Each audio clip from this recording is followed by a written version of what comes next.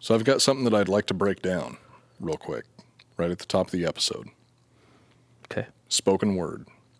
Do you want me to put a song under it? No, we're going to get flagged if we do. Say it was the right time to walk away. When dreaming takes you nowhere, it's time to play. Body's working overtime. Your money don't matter. The time keeps ticking. Someone's on your mind. Where am I going with this? I know this song. I'm moving in slow motion. Feels so good. It's a strange anticipation. Knock, knock, knocking on wood. Body's working overtime. It's man against man. And all that ever matters is, baby, who's ahead in the game? Funny, but it's always the same. Playing with the boys. We talked about this a little while ago. This is... I don't think it's culturally insensitive to say this, but this is one of the gayest songs that I have ever heard in my life. Made for one of the gayest scenes ever made, in my opinion. And one of my favorite scenes ever made. And the song we've listened to before every single for episode 100 of the episodes, podcast. And not that reflects on us in any way, shape, or form, which, by the way, welcome to the Iconoblast podcast. This is the show that takes a look behind the public facades of famous icons to show you why you can never take anything at face value. My name's Matt Cooper, and across from me is Joel Benner. What's up, what's up, what's up? Got no blast. We put the past on blast. Hit them with the truth, with things you never knew. Nobody is safe, no thing to place. Got Joel and Coop with history in your face. Got a blast. So anyway, Kenny Loggins... Gay. Gay as fuck. The first Top Gun? I will continue. In this kind of game, people get hurt. I'm thinking that the people is me. If you want to find me, I will be playing with the boys. Staying with playing the boys. with the boys. After chasing sunsets, one of life's simple joys is the boys. It's the boys. It's not one of life's simple joys is playing with the boys. One of life's simple joys is just the boys themselves. And I continue. Now that could be pedophilia, or it could just be him and his homies playing pool together. Yeah, boys are generally... Or it could be butt stuff. Boys are generally under the age of 18, from my alleged experience. No, because you say... I mean, you don't have a wife, so you wouldn't know this, but when you talk to your wife, you're like, dude, I'm just hanging with the boys tonight. Me and the boys are fucking partying tonight. So I dare say I have a much better insight on the situation because I didn't get trapped. Oh, I thought you were going to say because you're gay. No, I'm not coming out yet. Wait till the end of the song. I don't want to be the mouth around your fire. That's gay. With the boys. And there's I don't nothing want wrong to with be that. obsessed by my desire. You're shining, you're smiling, I'll see it now. With the boys, I'm staying, you play too rough. Aw, playing too rough for Kenny Loggins. You play too rough? That's not the lyrics. Now, if you just read this from start to finish... When's the part when he talks about girls? So if you leave the subtext out of the situation, you get a little bit different message from the song overall. What do you mean by subtext? The chorus? Anything that is in parentheses in the lyrics that I'm reading right now. So that would be the subtext. The chorus wouldn't be the subtext. I'm talking about the backup singers. So backup singers, we take them out of the situation. We get only hearing what Kenny Loggins is saying. Very direct message. I don't want to be a mouth. I don't want to be the mouth around your fire. Now, what is he talking about with the fire? I don't want to be the mouth around your fire. I don't want to be obsessed by my desire with the boys. So if you take out all the subtext, if you take out everything that's in parentheses, what is he trying to say? The backup singers are saying, I don't want to be obsessed with my desire with the boys. And then playing with the boys, playing with the boys, playing with the boys, playing ooh-hoo. Girls play too. No, they don't. The girls don't play this game. He says they do in the song. He says they do, but because he knows he needs to be safe. That's his safety net lyric. Hey, Everybody likes it in the ass. Even girls like it in the ass. I'm not gay. The mouth around your fire. That's a tough one. So today It's we're a dick, talking, right? We're talking about, speaking of anal probing, there's a segue for you. We're talking about aliens. Again, Cool. for the second time ever on Iconoblast, I think. We did 2 alien episodes. Did we? About the same yeah. thing. Nope, you're right. Yeah, we brought in David Klein for UFO guy. for the second. Yeah, the UFO guy for the second That's episode. what I call him in the chat. Well, today we're going to be talking about one of my personal favorite topics, which is the Fermi paradox or the Fermi paradox. What's the proper way to say it? Fermi? Fermi. Fermi. Is it French? Fermi. No, Italian. It's Enrico Italian. Fermi. An Italian invented this? I know. Just hang on. Trust me, I had the same reaction. This isn't a Chicago Italian. This is a Italy Italian. Okay. I've only met one Italian from Italy, born there, and she is pretty cool. I have met multiple Italians from Chicago. Not cool. a fan. From Italy itself, yeah, still not a fan. In the summer of 1950, at the Los Alamos National Laboratory in New Mexico, a professional smart guy named Enrico Fermi asked a burning question. Where the fuck are all the aliens? You have an That's answer a good for that? question. Where the fuck are all the aliens? They're out there somewhere. Do you think they are? Yeah.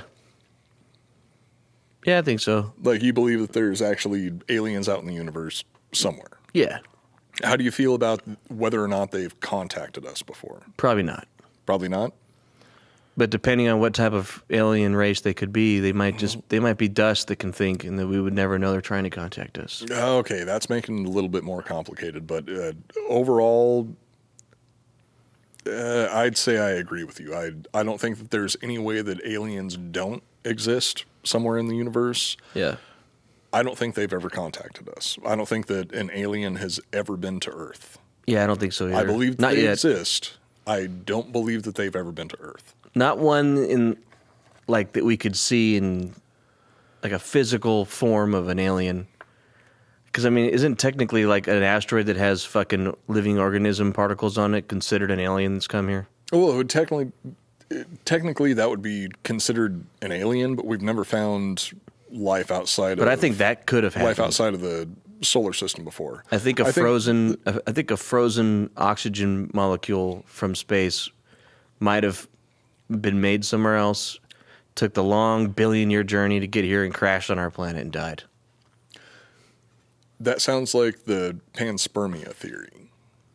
I don't know. Like, you think that happened before humans came around? I don't Similar know. to the engineers in Prometheus?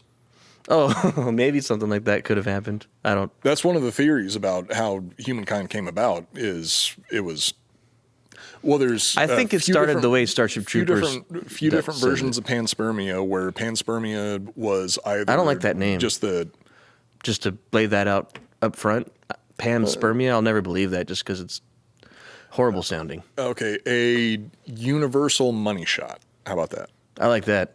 Okay, so one of the theories about the universal money shot is that it just brought the building blocks of life to Earth. One of the other theories is that it brought like a literal genetically modified organism to Earth specifically to seed the planet. Yeah. So what do you think it is between the two of those? So that would be like similar to, let's say, in 100 years or whenever it happens for us, we like, okay, now we just got that new satellite up that fucking everyone's all bonered about that can see really far. We're going to get better ones, James better Webb ones. Space Telescope. Thank you very much. Dumb. Show it some respect. Doesn't see anything, but eventually we're going to get one that can see shit. Excuse me? It sees more than the fucking Hubble ever did. True. So eventually we're going to see other places where we might be able to grow life on, right? And then I could see us making a rocket with a bunch of life on it and just crashing it on there and letting them make life, and maybe they'll survive, you know? Like, not humans, because that'd be too risky and it would take too long to get there. So you just put life on a rocket and send it there. What? Wait, what do you mean by put life on a rocket and just send Well, it it would there? depend on the planet. Like, say, for example, What, a if we bunch of found a water planet, tardigrades? if we found like a planet that has similar water to ours. We just fill a rocket with like underwater living creature amoeba things that are frozen. You shoot it to that planet in fucking 100 million years it gets there, releases all those into the ocean, and life is created on that planet. And over another millions of years, it makes life. What if there's already life on that planet, though? Then you just that's the thing. We'd have the tech to know by the time we launched something there. Or if it did have life there, then we'd be communicating. That would be how aliens would come here. Oh, so okay. So when the original American colonists gave the Native American tribes smallpox blankets, yeah, it'd be like that. That was them just saying hello. Yeah, exactly. We can't just launch. We will. We can and we will launch microbes onto a completely different planet that we think life exists. We can and we will, because it'll be our microbes and not theirs. No, even when we sent the probes to Mars, like Curiosity, we made sure that it was sterile when it went there because we don't want to. Yeah, but that was before Elon Musk was in charge of stuff. Well, he's going to care about that even more because it's. I think Mars. He'll put life on everything if he has the tech to do it. Fuck it, let's see what happens. Well, he's been doing that with the ladies, and if I were in his position, I would be doing the same thing. Hell yeah. So back to the Fermi paradox. Where are all of the fucking aliens? That's what it means? The question itself, the Fermi paradox is essentially a question that says, in a seemingly endless universe, why have we not found any evidence of aliens? Right. Because we can't see that far yet. That is one of the solutions to the Fermi paradox. We're not going to be talking about all of the solutions to the Fermi paradox on this episode because there's literally hundreds. Yeah. I can't even see to the street at nighttime, so how the fuck do I know? So we're going to be talking about the ones that I think are the most interesting. Okay. So this is going to be a boring episode. It's going to be a boring episode for non-boring people. It's going to be fucking great for people like me, though. No, I was making a joke. You always have good topics, Coop. So, where are all the aliens? The simplest answer is they don't exist. No aliens. Oh, what's the term for that? The simplest answer is the right answer, usually? Occam's razor. Occam's razor would say that there's no aliens, right? I don't think so, because it's... No, I don't with an infinite universe, there has to be. Especially if there's a multiverse. Yeah, I would say with Occam's razor, even if you were just going by the baseline idea that the universe... is it a baseline idea that the universe is infinite? Like, is that something that pretty much everybody believes, that the universe goes on endlessly in every single direction? Is it? I don't know. I think it is. I think it's large enough that there has to be... It's big enough that more than one life form. So we've talked about this on the show before, that the size of the universe as we currently understand it is big enough that there's no possible way that this exact situation isn't happening on That's what I was about to get planet to. Yeah, at this so it time, has because to be aliens. If you have a limited box of Legos, which we do in existence, we have a limited box of parts to work with. With that limited box, there's only so many different combinations that you can put these parts together. It's going to happen more than once. So there has to be another place in the universe where this exact same thing is happening. Right. Because there's only so many different ways to rearrange the same parts. Right. So even like with that baseline example of alien life, to me it's inarguable that aliens exist somewhere in the universe. Like, I don't think that I could ever be convinced that there's not alien life somewhere in the universe, not just a different example of single cell life. Before and after and everything. Before and after, I think there had to have been some before. There's definitely going to be some afterwards. But with the amount of building blocks that we have to work with, I refuse to believe that there hasn't at least been, at the very, very, very least, been single-celled prokaryotic life somewhere in the universe before us, currently, or afterwards. Yeah, 100% agree. So where the fuck are all the aliens? Is essentially the question of the episode. Earth is the only location in the endless universe that harbors any form of life, and we will never meet any other aliens. That is one of the solutions of the Fermi paradox. That sounds sad, though. That's a fucking boring answer. So we're going to go over some of the more interesting answers to the Fermi paradox. So many solutions have been proposed to the paradox over the years, the earliest of which was a concept known as the zoo hypothesis. According to this hypothesis, technologically advanced aliens existed in the universe, but they refrained from, technologically advanced aliens exist in the universe, but they refrain from contacting humans for whatever fucking reason. Like, they might as well have the Prime Directive from Star Trek. Well, we're violent, you know? There's no way, if there's any other type of life in the universe that's able to detect us, and they would think like, oh, these guys are violent. Well, what if if there's a violent society, there's also the possibility that a completely peaceful society that made rocket ships out of trees, completely organic, fly here, that haven't even made a missile or anything violent. And then when they see us, it's like the most terrifying thing they'd ever seen in their life, and they get in their little bushes and trees and fly back home. Okay, so imagine Earth, imagine the history of Earth without any violence. How would it work?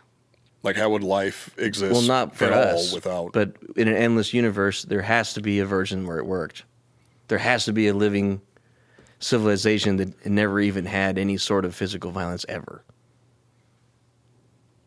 Oh, God damn it, that's a good point. And if they made a spaceship... endless universe with endless possibilities, there would have to be at least one... One time that happened. It's like the porn theory, right? If you thought of it, there's a porn about infinity is if there's an infinite amount of possibilities, that means the very least likely possibility has happened an infinite amount of times. So it's totally possible for a completely nonviolent species to develop space travel without ever becoming violent and then finding us and being like, oh my God. Not only would it have happened, it would have happened an infinite amount of times. So every single conversation that we're going to have is pointless if we go down we go down that rabbit hole, because not only has that specific situation happened, it's happened an infinite amount according of times. To what theory is that? The theory of the physics. Of the universe? Just the theory of you have a limited amount of building blocks to work with, but you have an infinite amount of iterations. So if it's a limited amount, how can you have infinity amount of things happen? No, you have a limited amount of building blocks, but you have an infinite amount of iterations. Like you look at the molecules or the atoms that everything's made up out of. Yeah. Those are your basic building blocks. That's your Lego set. Right. So you have your basic Lego set, but you have an infinite amount of ways to build that Lego set, which actually you don't have an infinite amount of ways. Since you have a limited amount of pieces, you have a limited amount of outcomes. But if you have an infinite amount of iterations, that means that you're going to have an infinite amount of those predisposed outcomes. Right.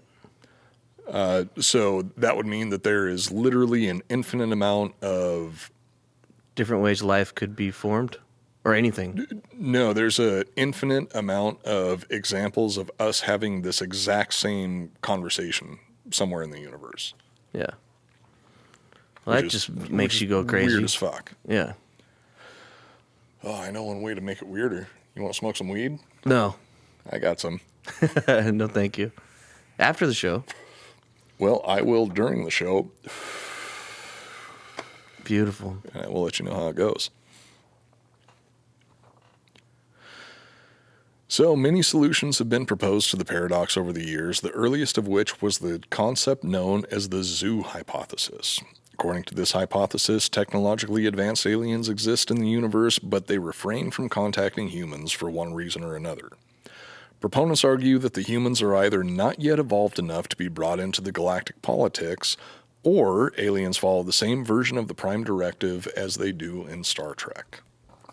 I don't know what that means. I don't watch Star Trek.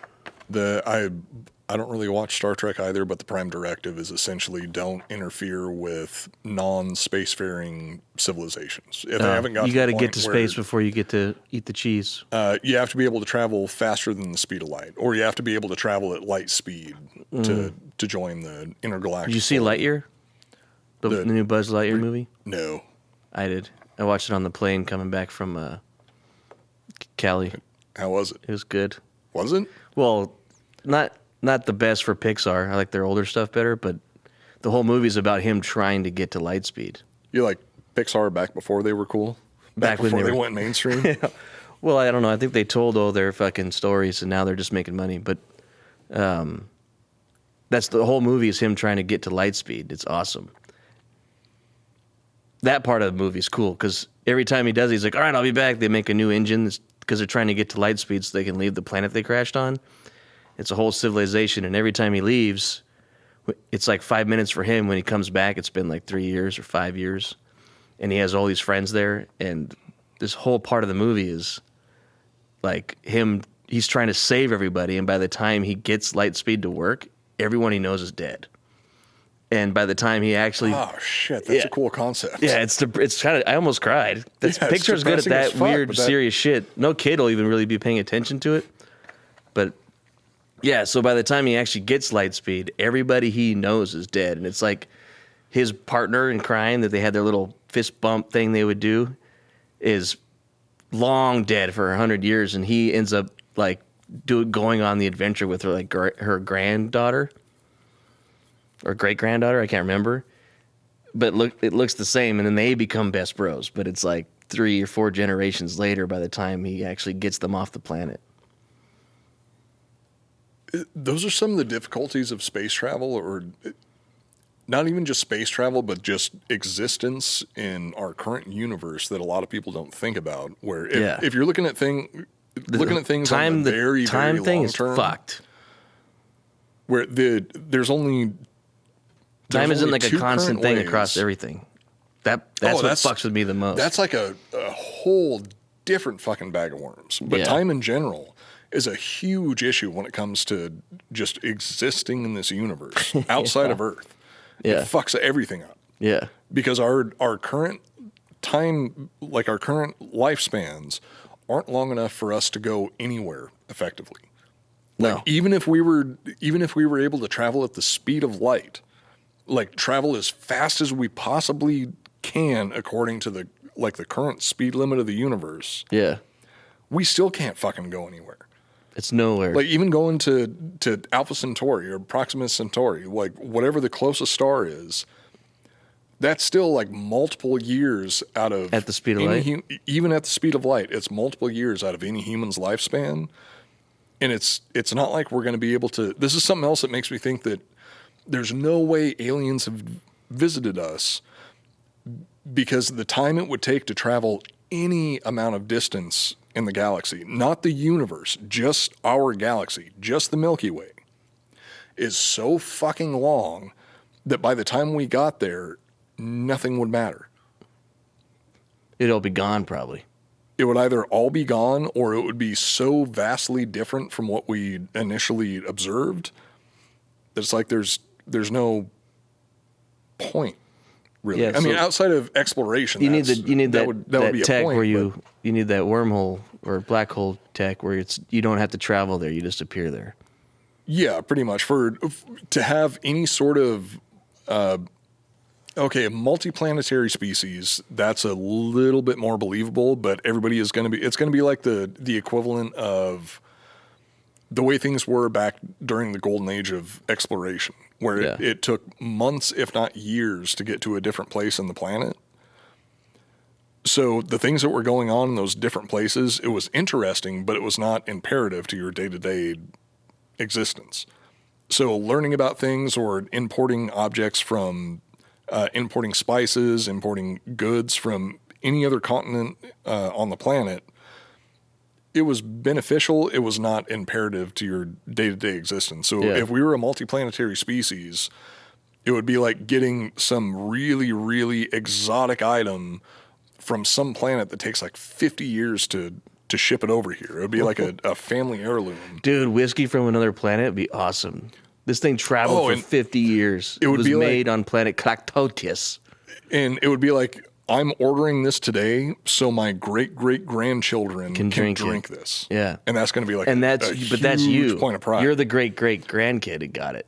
Yeah, and then you'd be looking back like, oh, my grandpa ordered this for me 75 years ago, day and it just showed up today. Every day they're shipping that. So by the time that first one gets there, then barrels are coming in every day, and it's just normal. But they would be coming from like, oh, dude, imagine like a galactic species or a galactic confederation, this is getting real galactic dorky. Government. You said you wanted to do a fucking space show. You knew what was coming. Yeah, that's true. You knew this was coming. Yeah, big mistake.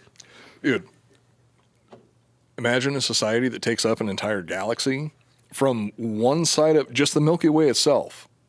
From one side of the Milky Way to the other side of the Milky Way, It's 100,000 light years.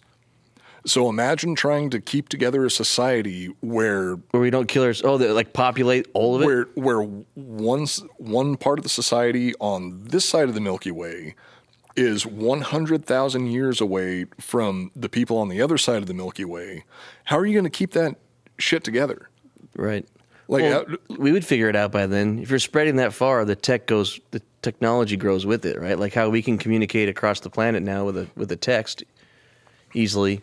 That same shit would happen with the galaxy. We're working on a small enough scale that the speed of light doesn't matter to us.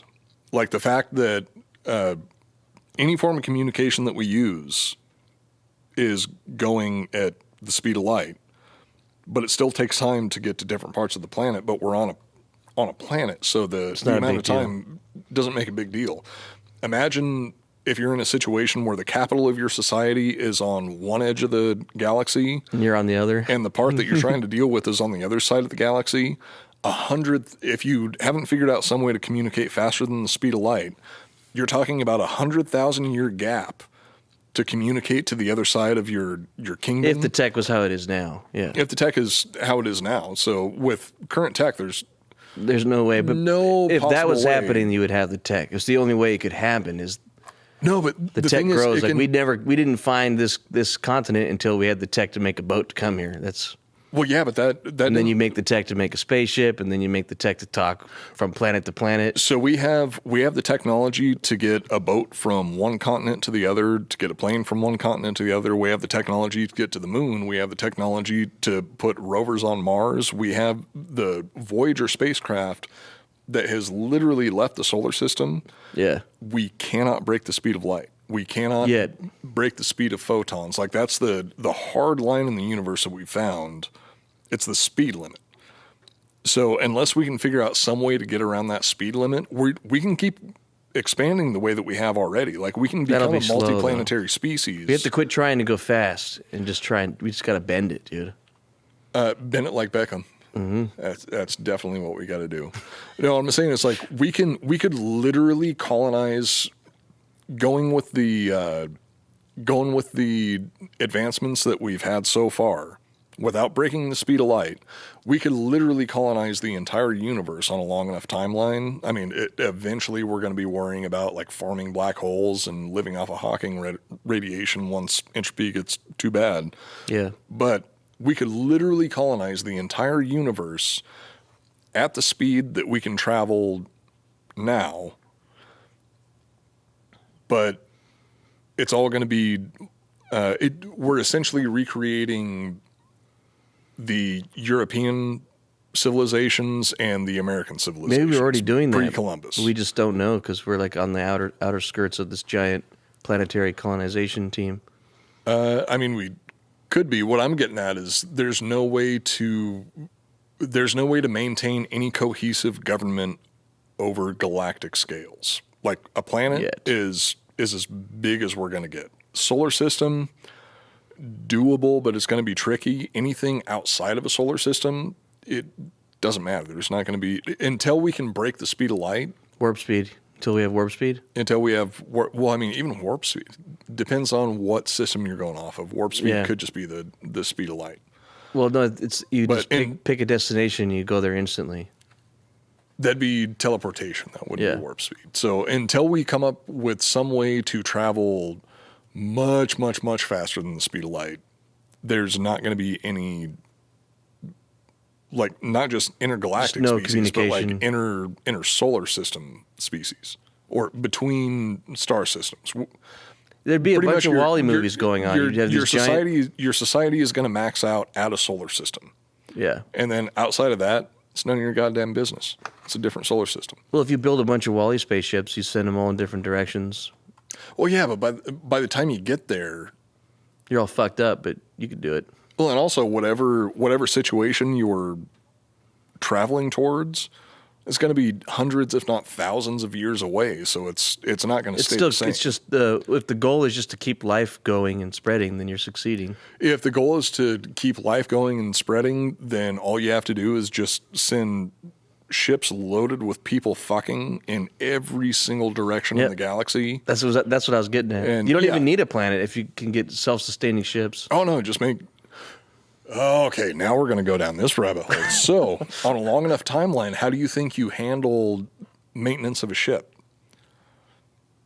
Make new ones. No, I'm talking about like 50,000 years down the line, where you have a generation ship. I'm talking about 50,000 years in the future. This generation ship has been traveling through deep space for 50,000 50,000 years. years.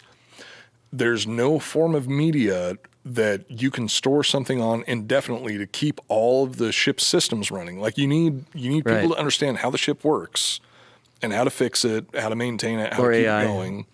And you also need to have people. Well, if it was just AI, there'd be no point in putting people on the. Well, no, you have ship the in AI first helping place. keep you alive, You could, but like in Wall-E, dude.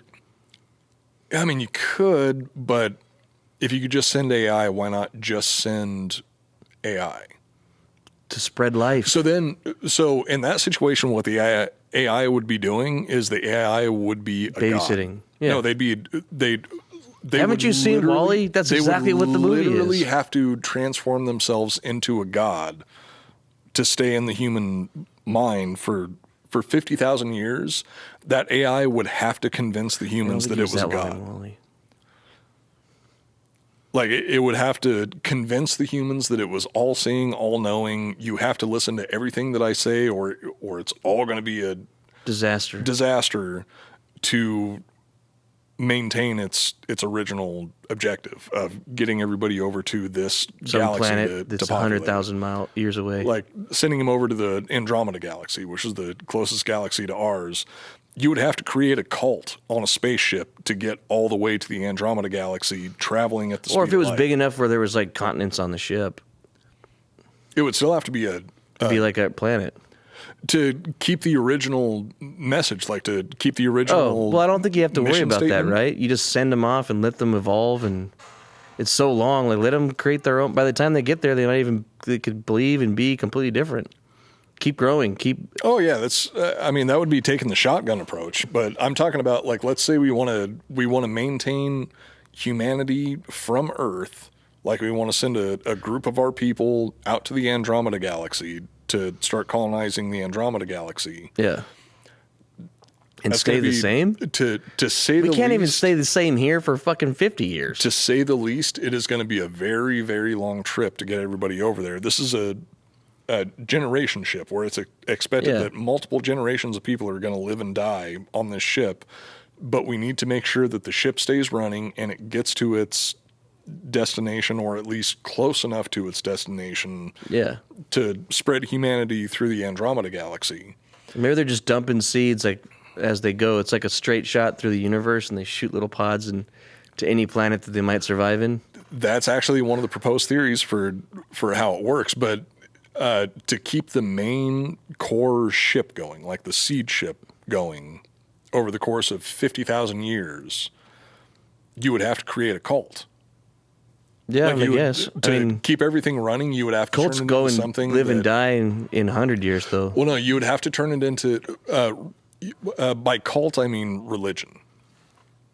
Yeah, how like long if- did the religion last? It's about, I guess it's still around, but not really. Religion's been around for roughly 10,000 plus years at this So point. so a religion would get The- you 10,000. We need 50, so No, see, we're still. So you let them figure out science. We still haven't after gotten 10,000. No, we still haven't gotten to the tail end of the power of religion in our society. Religion's still around, regardless of science. True. Religion's still around. True. That's something. It's storytelling. It's something that's going to stick around a lot longer than anything that can be taught. It's something that's remembered. That's why storytelling is so powerful. Yeah. So you would have to, if you're going to expect society to survive on a generation ship for tens upon thousands of years, you can't rely on it being like a college or a school or anything where, you're teaching the next generation. It has to be lore.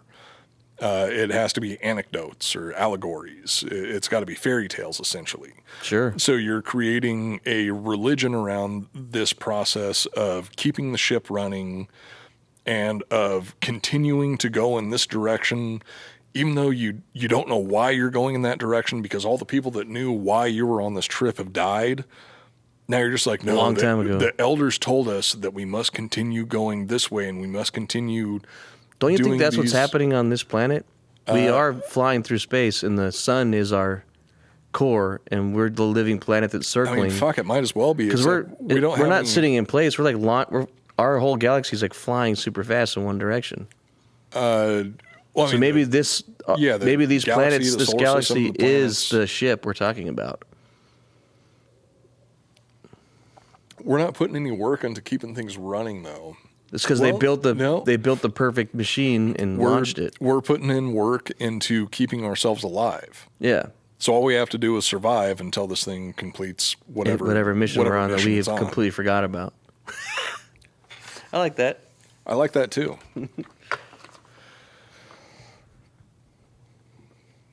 So what are we talking about? All right. So we were talking about the Fermi paradox, and there's a few different answers. I'm just sticking to the interesting ones for now. So there was the zoo hypothesis, which essentially says aliens are out there and they're watching us, but they're not interacting with us because reasons that we don't understand. Kind of boring. Yeah, it's like, they're either not advanced enough to join the intergalactic political system, or it's like, they're still working out their thing. So we'll give them some time to figure it out. Or, one thing they could be doing is they could be keeping us safe. Simply safe. Whoa. So here's a question. Is there anything more precious than the safety of you and your entire galaxy? No. No, of course there isn't. So isn't it strange that not all home security companies truly put you first, even put your galaxy first, or at least your solar system? Simply Safe has galaxy insurance, right? I think they do. I'll call the reps and find out. Galaxy protection? Old school home security companies set you up with outdated technology, overcharge you for your service, and lock you into binding multi-year contracts. And that's why here at the Iconoblast podcast, we use Simply Safe Home Security. Yeah. Simply Safe protects you with cutting-edge security technology powered by 24/7 professional monitoring agents who always have your back. Yeah. Customize the perfect system for your home in just a few minutes at simplysafe.com/icon.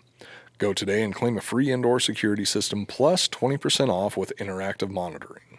And go to simplysafe.com/icon because there's no safe like intergalactic Simply Safe. Yeah. And next up we have Ghost Bed.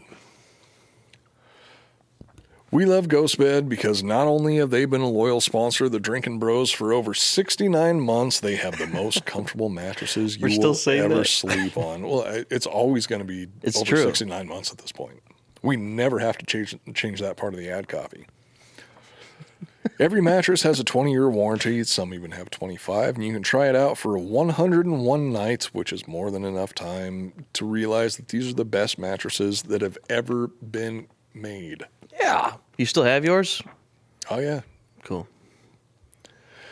GhostBed also offers bundles so you can get everything you need. You don't even really have to think about it. Just choose from one of their 4 mattresses, then pick your bundle. So whether you want just the mattress and a frame or you want it all like their cooling pillows and sheets, you will always get the best bang for your buck. Yeah.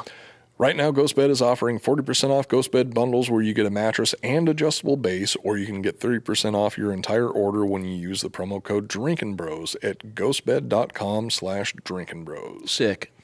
You can buy a mattress for around $35 per month, and they have no money down, 0% financing plans for up to 60 months. So check it out at ghostbed.com/drinkinbros. Okay. GhostBed. Sleep so good, it's scary. You have an Iconoblast shirt on right now? I do. Sick. Iconoblast shirt, Drinking Bros Hat. You're all loaded up. Bed. Shop.drinkingbros.com. All about that merch. Get the merch.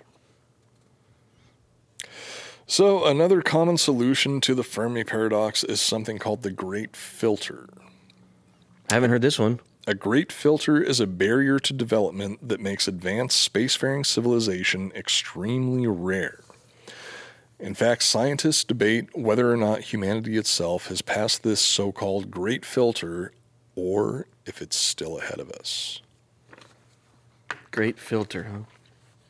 It's steps in the evolutionary process where it's pretty hard to get through. So I'll expand on a couple of them.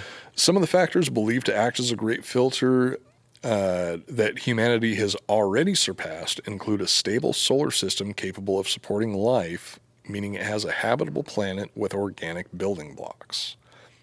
Obviously, this is extremely rare because Earth is the only example of that we found at this point.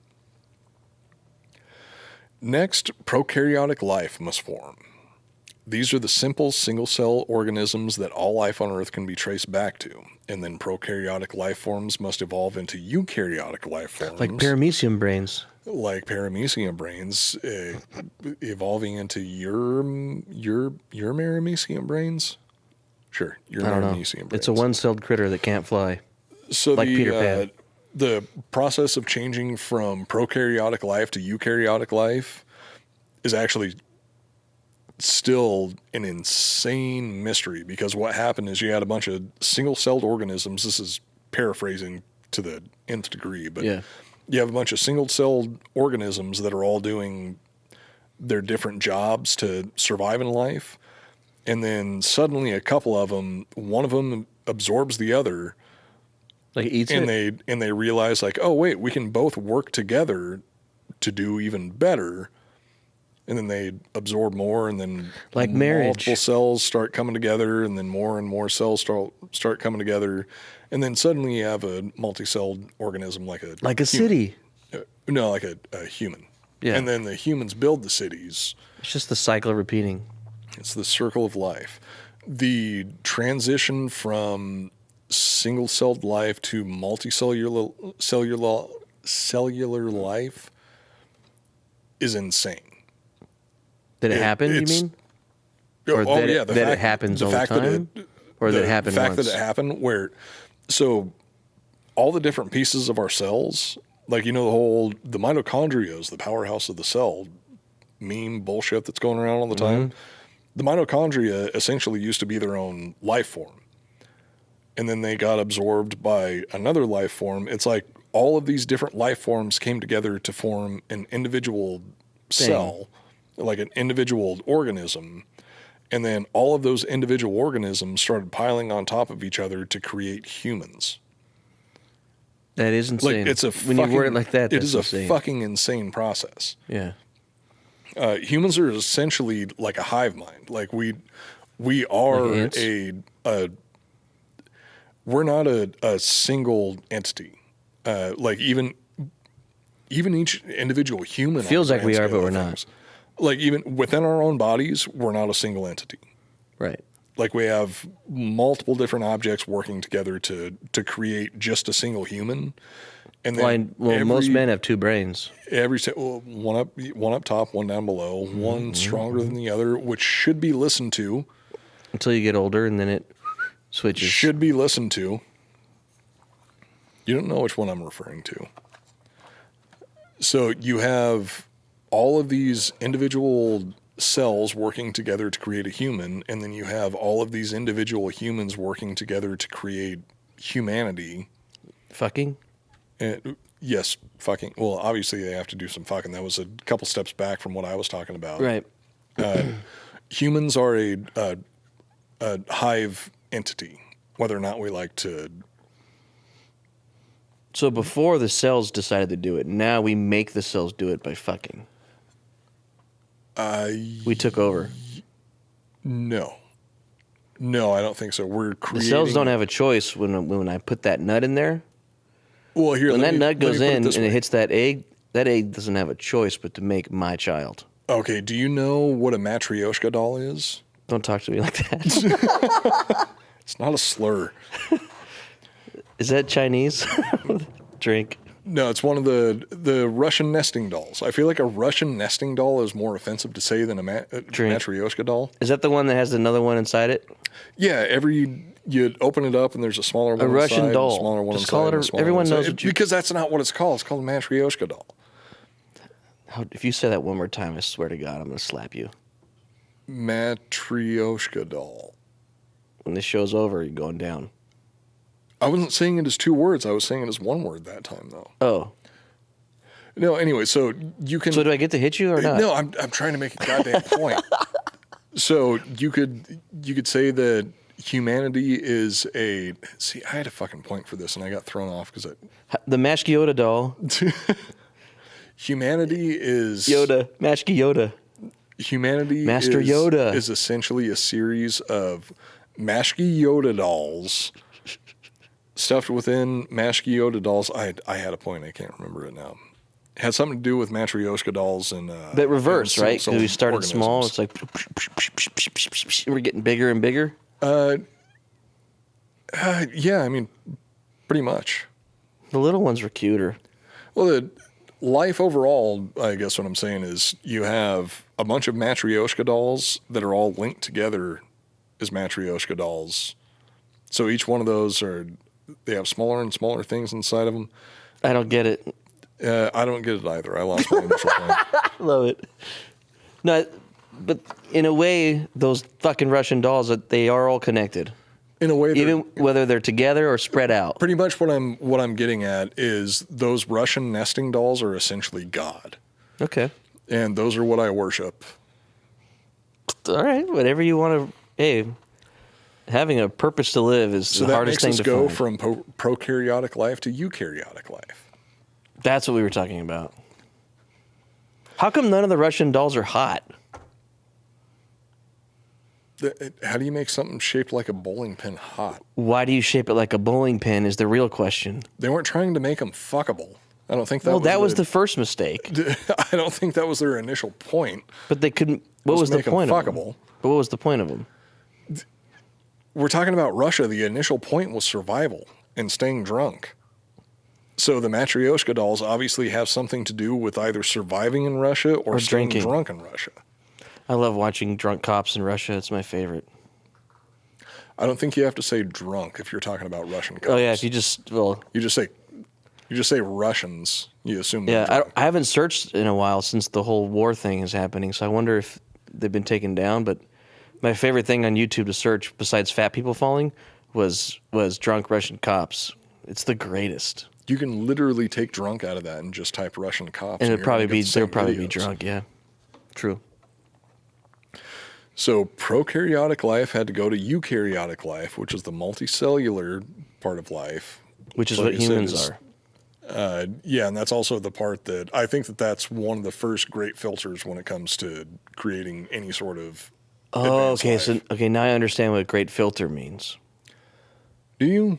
I think so. Like a giant evolutionary change or just a step that seems impossible, they suddenly pull it off somehow. Actually, yeah. Cool. Yeah, that's exactly what it is. All right. I learned something. It's a learning show. So, and those are just a couple of the filters that come along with advancing through life. Yeah. But the biggest one, I think, is going from prokaryotic to eukaryotic. Where Puberty could be considered for a man, for them, a personal filter too. You'll get there. Even just developing the process of puberty, which I hope to do someday. Because, goddamn it, I am so sick of this high squeaky voice. Yeah, yeah. Even just developing the process of puberty that could possibly be one of the a great miracle. filters where that's an evolutionary step that has to be taken for survival, that maybe there's intelligent life out there That never got that far. Didn't make it that far. They had squeaky voices like mine their entire fucking existence, which sounds horrible.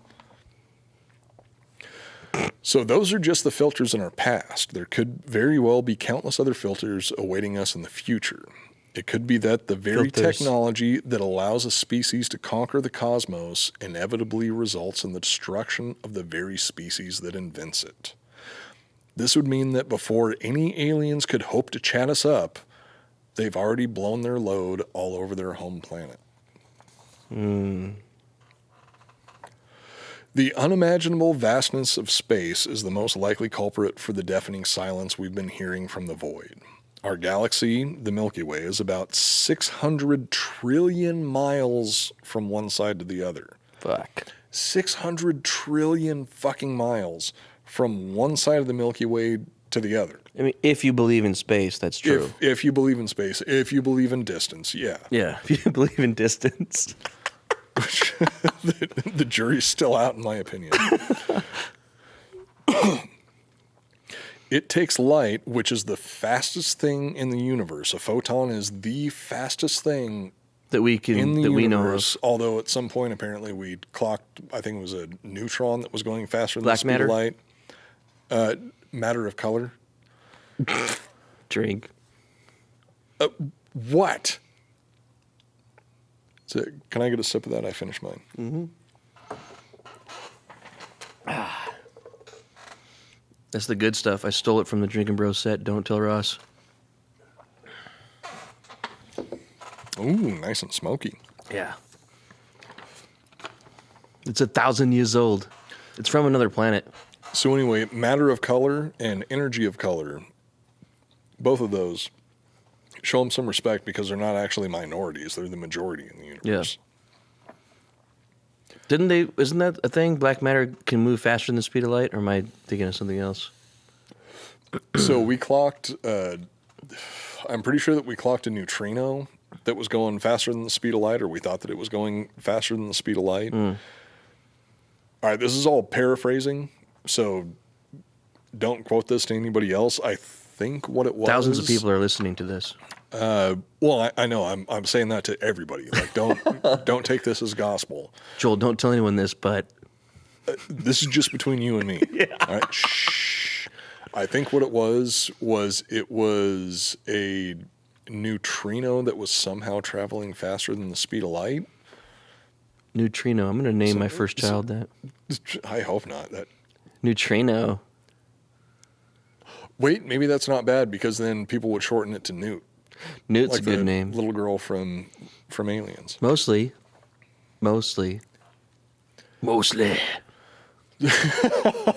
Aliens. Can we end this episode with that? I doubt we'll get dinged. Oh, there's no way that Guys Night is gonna fucking ding us for playing one of their songs. True. I mean, it is in a video game. Did we not use their song on one of our outros before? We've never talked about aliens before. Everybody stay tuned to the end of the episode because we're going to be playing Guys Night, one of the greatest bands to ever exist. What's the name of the song? It's just called Alien? I think it's just called Aliens. Alien! But the band is called Guys Night. Guyznight.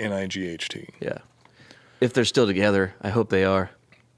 Okay, so this is the reason that I don't believe aliens have ever been to Earth. I wholeheartedly believe in aliens.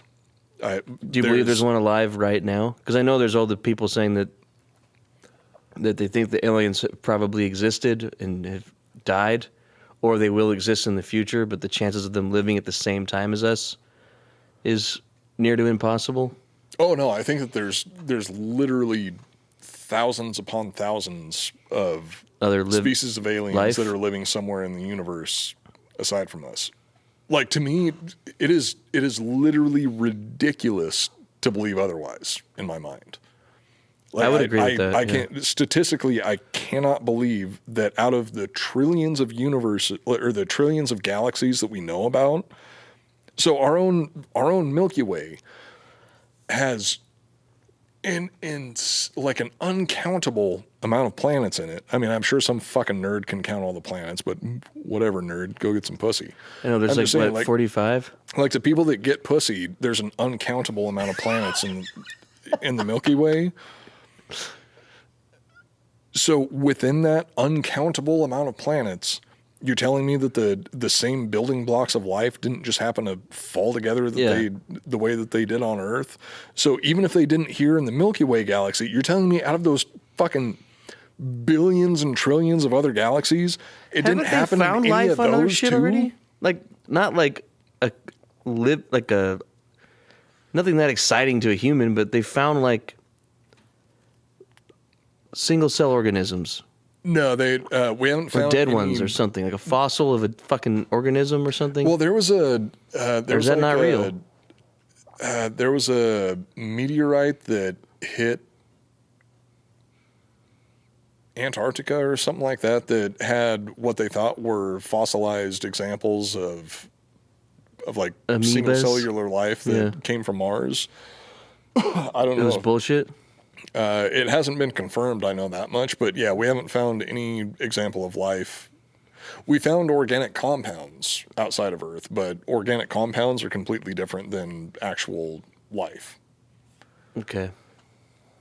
But overall, it's ridiculous to think that out of the billions and billions of other planets, solar systems out there, that even just within our own galaxy, it's insane to think that some form of life hasn't sprung up. Yeah. Like, I can leave fucking lunch meat in my refrigerator for a week, and there's a new form of life that was there. Then there's a galaxy in there of life. Yeah, there's essentially a galaxy there on Orion's belt. Yeah.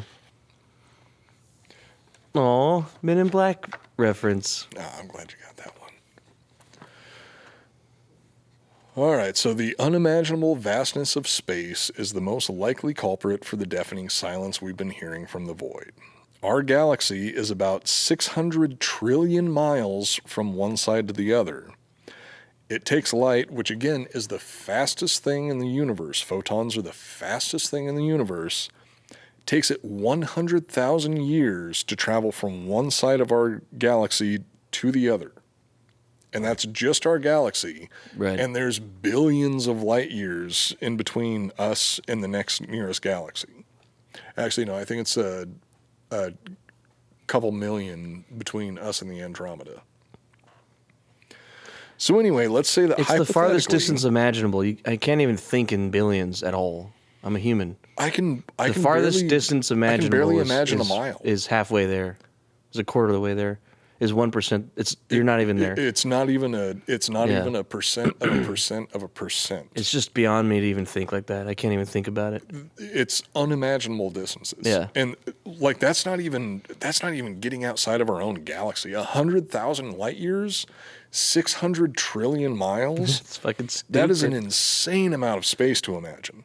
And that is one single straight line on a single plane.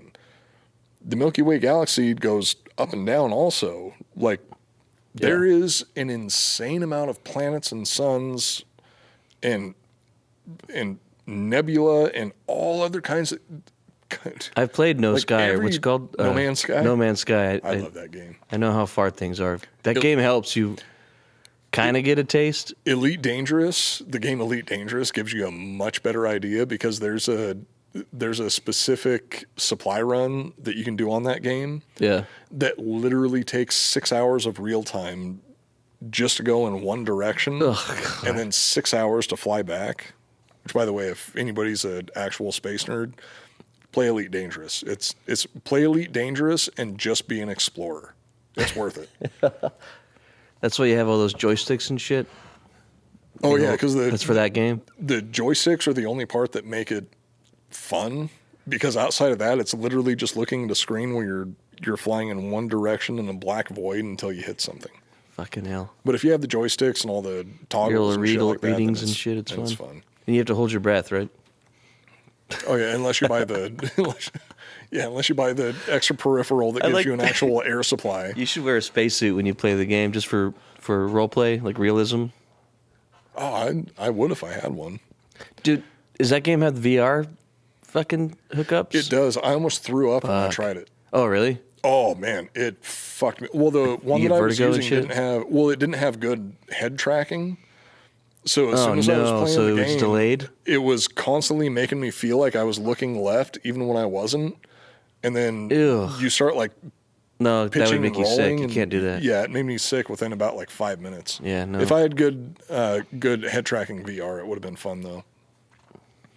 All right, so let's say that hypothetically, there's an intelligent alien species living on a planet 10,000 light years away. All right, you with me? Okay. The aliens point a super advanced telescope at Earth and see a bunch of cavemen running around fighting saber-toothed tigers, which they would because they're seeing Earth 10,000 years ago. Because we're 10,000... That's because they aren't seeing Earth as it is now. They're seeing the light that reflected off the surface of Earth 10,000 years ago. So even 10,000 light years away is relatively close in like galactic terms. But you're still seeing 10,000 years ago. You're still seeing 10,000 years in the past. So you are currently That shit seeing fucks with your head, 10,000 dude. years in the past. Let's say you want to go and see. So even if you understand that what you're looking at is happening 10,000 years in the past. And you would have AI tech that would like speed up 10 possible outcomes of what it could be. Yeah, you could guesstimate where it was going to go from there. But let's say you actually want to go make contact with that species. The speed of light is the current universal speed limit. So that would mean you're seeing something that happened 10,000 years ago. And it's going to take you 10,000 years to get there. And it's going to take you 10,000 years to get there and check it out. So it's essentially 20,000 years in the future from where you are From what now. you're seeing, yeah. So what is even the... What's the chances they'll still be there? What's the Dude, chance they're probably that still trying to gonna do be that all there? the time. What's the chance that they're going to be there? Praying that a And not civilization only makes it that, that long. Not only are you hoping that the civilization is still there when you get there, what did they turn into? By the time you get there. They could be something insanely dangerous. They could be... Or they They could be like anything. the intelligent But it's still equivalent life, so of- that would make it of worth the it. Ebola virus. Wouldn't it be You could worth be going over and exposing your civilization to like the living intelligent equivalent of the Ebola virus. You have no idea. Well, you'd be endangering whatever team you sent there. You would be, well, I mean, you would naturally be endangering anybody at home unless you had some sort of, shall we say, Cole protocol named after, or is it, yeah, Cole protocol from the Halo series. Oh, I don't remember. They had the Cole protocol that they had to wipe everything clean and then just jump in a random direction to keep the aliens from finding their way back to the So they don't home find planet. Reach, yeah. So yeah, you would have to have a protocol, something along those lines you would essentially be exposing yourself to a sentient virus. It's a huge amount of risk, but if we could travel at the speed of light and we found cavemen 10,000 years ago in that direction, we'd have to go. Oh, absolutely. And Absolutely. there'd have to be the risk would be if we got to the point where we could load up a bunch of people on a ship that could survive a trip that far, of course you we have to, yeah, just in case. It's not even that we would have to. It's just we would naturally do it because that's what humans we do. do. But that would be the same thing as us sending out the expedition with Columbus and the brothers Pinzon. You ain't coming back. It's like, yeah, they might come back. If they come back, they're going to have a shitload of money with them. If they don't come back, well, They're fuck dead. it. They're Yeah. dead. It would be the new golden age of exploration. Can't wait. I wish that was happening now. That'd be exciting. Except we didn't think that there were more dangerous things than with space travel. There Anything could can be out literally there. be.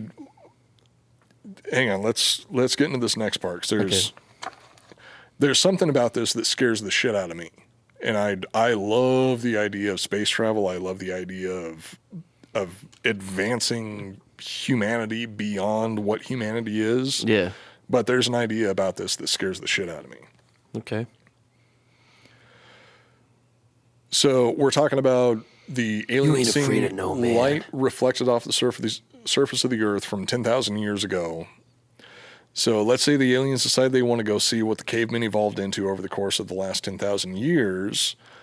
The little green men hop in their spaceship and fly towards Earth at the speed of light, but they better pack a lot of snacks because it's going to take them 10,000 fucking years to make the trip to go check out Earth. Yeah.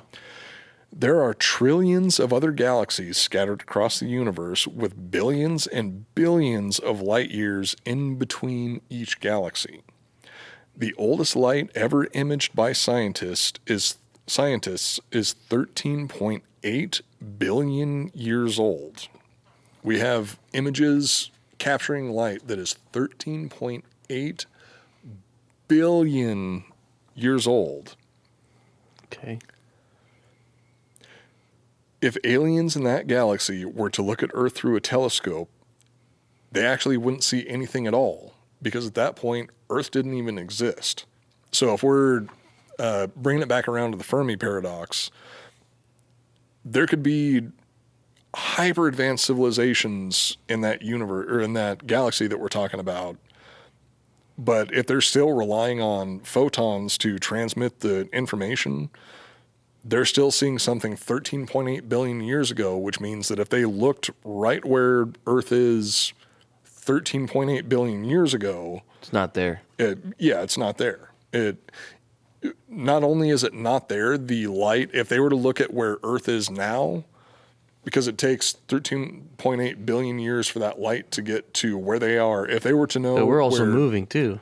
Yeah, that's what I'm getting at. If they were to look at where Earth was 13.8 billion years ago, there'd be nothing there. If they were to look at where Earth is now, specifically now in common time, it's going to take 13.8 billion years for that light to get to them. Like the time scales are absolutely unreal, like unimaginable. Yeah, and it's so hard to follow. So let's say the aliens decide they want to go see what the cavemen evolved into over the course of the last 10,000 years it took the light to reach their planet. 'Cause we're still talking about we're a little closer than a billion. 10,000 light years. 10,000 now. A little bit easier to wrap your mind around. Okay, so yeah, talking about 13.8 billion years old. So if massive distance and times aren't enough to keep the aliens away, maybe there's something more. This is where we're getting into what I really wanted to talk about. There's something more serious preventing us from clapping extraterrestrial cheeks. Maybe the aliens are hiding, but the aliens aren't hiding from us. My personal favorite solution to the Fermi paradox is unsurprisingly the most terrifying. What if we haven't found evidence of intelligent life because there's something out there that hunts intelligent life? According to this final theory, the reason we don't see aliens is because they are hiding from a galactic super predator. Space shark. Dude. I'm happy you said space shark because that is exactly what I was picturing. Really? So I'm just thinking of whatever scares me the most here. It's a shark. That's what scares me the most too. Space shark, yeah. So if you imagine each planet as an island, and then traveling in between the planets is there's fucking space sharks, dude, or whatever the hell that is. Right around, like, imagine it's like swimming through the ocean around Australia.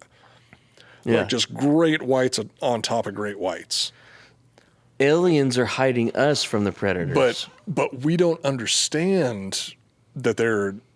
So we're like a little kid that's like, a lake. I'm just going to run and swim in the lake and don't even think about all the alligators in there. Bringing it to a different level. How about this? So it would be, imagine that the aliens are adults sitting on the shore of a nice, placid looking beach in Australia. It's Dr. Dre and Snoop in Compton, and then a white kid's walking down the street. Dude, what the fuck are you doing here? Going in a totally different direction than what I was talking about. White kid's going to get robbed and stabbed.